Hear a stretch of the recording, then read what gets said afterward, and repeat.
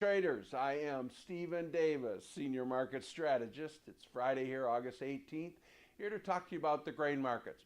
Okay, we're still recovering from that August 10th USDA crop report, and markets have been trending lower. You can see our first daily chart of corn here. You can see that high on August 10th, a reversal down.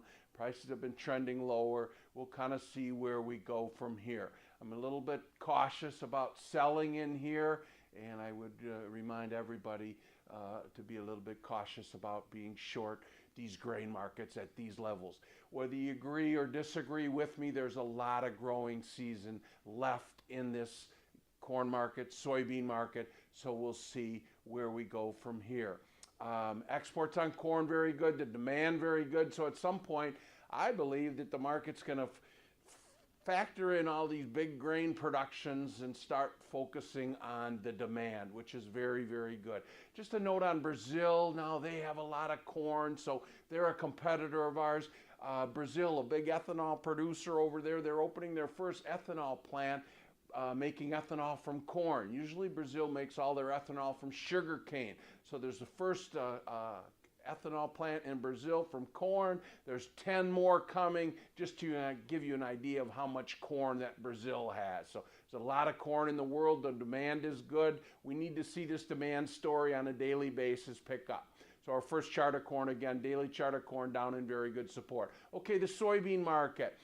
Still, again, you can see these charts on soybeans. Our next chart, you can see that August 10th crop report. We're still trying to recover from there. A lot of growing season left here in the market. This week in Omaha, 3.9 million metric tons. The Chinese delegation announced buying U.S. soybean.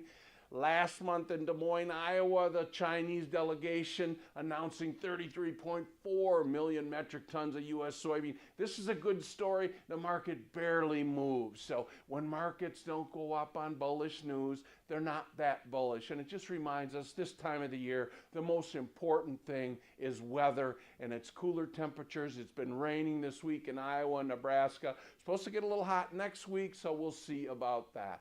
And then our last chart here, the wheat market, really down in good support. Oh, there's a lot of wheat in the world. And Egypt, the biggest wheat buyer, 10 years ago used to buy a lot of wheat from USA.